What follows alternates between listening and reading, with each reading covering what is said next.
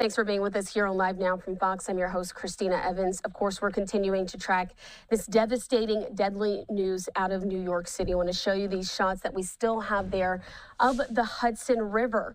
It's been about 2 hours since the helicopter went down in the Hudson River, and we are learning more information from some of those officials who just gave that press conference, including New York City Mayor Eric Adams. So take a look at some of this information there on your screen. They did say that those calls started to come in approximately around 3:15 p.m. Eastern time, as those calls came in that a helicopter had crashed on the New Jersey side of the Hudson River. We do know that there were 6 people on board. All 6 have been pronounced dead, 3 children, 2 adults, and 1 pilot. So from that, we do know that 4 were pronounced dead there on the scene. Later, 2 others were taken to local area hospitals where they were later pronounced dead and succumbing to some of their injuries. Right now, those names are being withheld of who was on the helicopter, but some general information that we have is that this was a family visiting from Spain on board a New York Helicopters Company tour. So they did start that tour at approximately 2:59 p.m. Eastern time, and it was just minutes later that the aircraft lost control. The cause of that is still currently under investigation at this time, but we do now want to bring into the conversation some of our aviation experts, including Ron Alvarado. Ron, thanks so much for being with us here on Live Now from Fox. I hate that we're not talking to you under better circumstances, but you were with us as we tried to understand what went wrong in that deadly plane crash and helicopter crash in Washington, D.C. Now we're focusing on this helicopter going down in the Hudson River in New York. Very unfortunate circumstances. And again, good to see you, but hopefully hope not to see you very soon again because of these mishaps that are occurring. It seems more often than not. What we do know about this incident is it's a Bell 206 helicopter. It looks like it's a tour helicopter. There was a family visiting from Spain, and the helicopter did take off from southern Manhattan, probably landed in Jersey City, then took off again. What I observed in the videos that were being reported, there were 3 pieces of the helicopter that were actually departed from flight and impacted the water. The main fuselage impacted the water, obviously inverted, and then the rotor system detached itself, separated from the main fuselage, and then also the tail rotor boom impacted the water as well. So there's 3 pieces of the helicopter that, to my best knowledge, what I think, and I can't speculate, but it looks like this is an incident which we call mast bumping. And that is where if a pilot moves the joystick very abruptly, very quickly forward, what he or she is doing is essentially separating the fuselage, momentum of the fuselage from the rotor system. So the rotor system is going in one direction and the fuselage in the other, and the rotor hub makes contact with the rotor mast, separating the rotor mast. And it looks like the rotor blades did impact the tail boom, separating it. And it's, like you said, a tragic situation, and we're still trying to dive into some of those details. But let's talk specifically about this type of helicopter. It was a Bell 206. Are you familiar with this aircraft at all? What are some of the capabilities? And just help us to understand a bit more about this. Yes, when I was in the Marine Corps, I did fly the Bell 206, the Jet Ranger. We called it the TH-57. So it is a semi-articulated, semi-rigid helicopter. What that means is you will either have 2 rotor blades spinning on a main rotor system and a mast and rotor hub that controls the inputs from the fuselage, from the pilot, through the fuselage, through bells, links, and cables and pulleys. And the rotor system is actually moving the rotor blades. So this is a very capable helicopter. It's been flying since the mid-60s. I know there's the Bell 407, which is a 4-bladed helicopter, more capable, 2 engines. This helicopter, we don't know if it had 1 engine or 2 engine. I speculate only 1. Because it's a Bell 206, it's probably an older helicopter. So what are the maintenance records? We just don't know. I know the NTSB will be looking into the maintenance records. The pilots records, training records, and also the weather.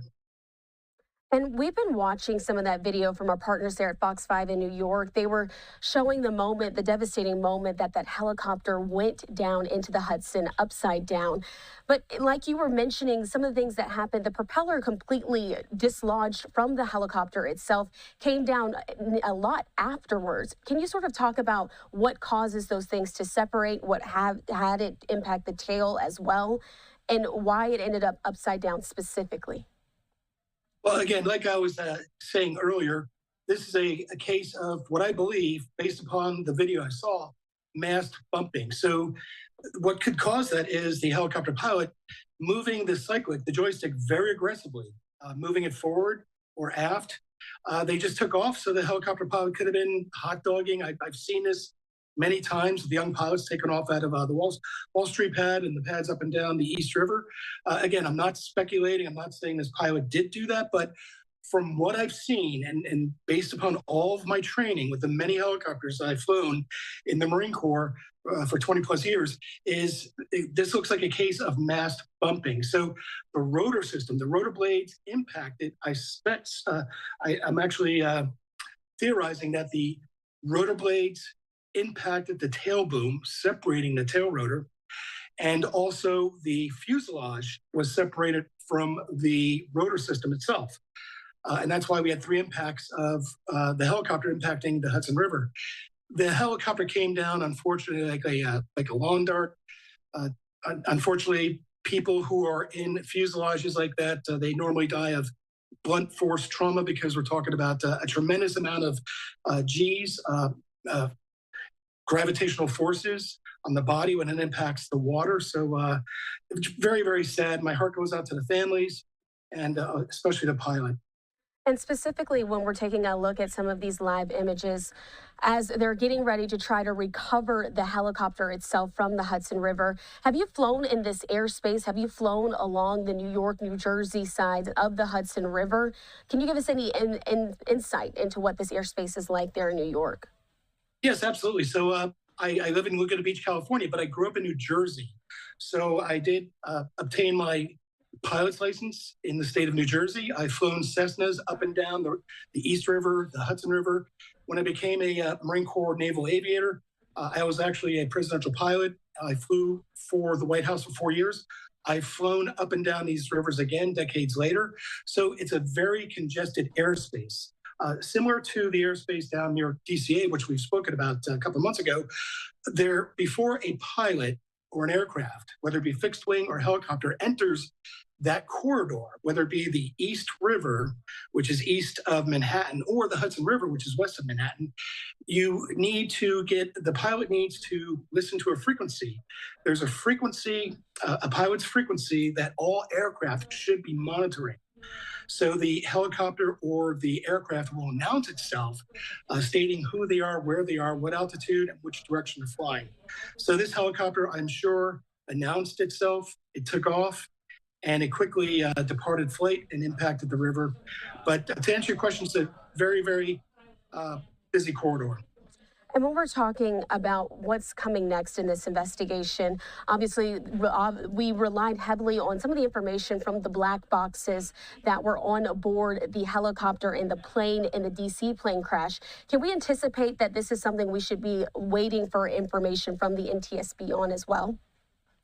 Absolutely. So from what I've heard in some of the recent reports, the rescue divers are in the water. They've already retrieved the bodies. They're retrieving the wreckage or stabilizing it. There's three impact areas of the helicopter where it hit.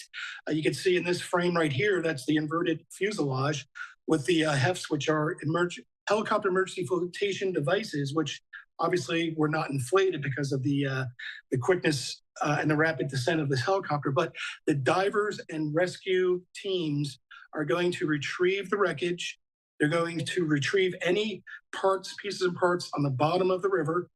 This time of the year, the current shouldn't be that fast, but it is cold.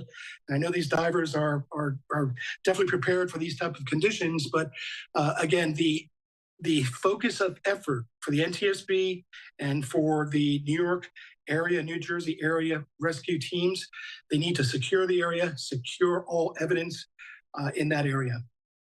And lastly, before I let you go, Ron, we have to talk just a little bit more about overall if you were to be in this situation, if you are maybe getting on one of those flights as one of our viewers out there in those helicopters, is there anything that you can do to potentially make yourself safer if your aircraft is to go down? Well, here's the thing: the air crew of these helicopters, they are required per FAA regulations to give a safety brief to the passengers. I'm sure that was done, but in this situation, this was a very rapid accident where the aircraft did depart flight. But if the helicopter did stay intact and there was an emergency, so in other words, if the helicopter did lose its engine, the helicopter would do an auto rotation or inflate the helicopter emergency flotation system balloons, those yellow things you see in the skids there. So the air crew will, before taking off, they brief the passengers, just like on an airliner, all the safety features, what to do in an event of an accident. And if this helicopter was doing an auto rotation to the water, the passengers, if they were listening to the safety brief, they would know what to do because they were directed by the pilot or air crew in what to do in an emergency situation. So to answer your question is very, very important. Before you get aboard a helicopter like this, listen very carefully to the instructions from the air crew. All right, Ron, before we let you go here on Live Now from Fox, any final thoughts? This is, again, a very, very sad day. I was going about my business, and of course, the phone calls kept rolling in. And here I am discussing the hows and the whys of what I believe occurred. Just like the other mishaps over the past months, my speculations usually turn into what really occurred. NTSB has come out with a preliminary reports. They usually align with my theories. Again, don't want to speculate, don't want to point fingers, but very, very sad. And if there's any good thing that could come out of this accident, this mishap, we learn lessons and we teach other pilots the do's and don'ts of what not to do or what to do to make our skies and our airways that much more safety. Again, Ron Alvarado, aviation expert that we've relied on heavily here on Live Now from Fox. We appreciate your time and taking some time out of your day to discuss this latest disaster. Thank you. All right, we did want to get that in for you here on Live Now from Fox, but if you're just now joining us and maybe missed that press conference and update that we got from some of those officials in New York, want to put this back up there on your screen. This is the information that came there from those officials. They let us know that those calls began to come in right around 3:15 p.m. They're also citing it happened at 3:17 p.m. within that 2-minute window. But all 6 victims who were on board that Bell 206 helicopter have been pronounced dead as it went into the Hudson River upside down. We do know that 3 children, 2 adults, 1 pilot were all on board. With that as well, it was the pilot and a family visiting from Spain. That's just the initial information that we've been given. They haven't named any names at this time as they're still trying to contact next of kin as well.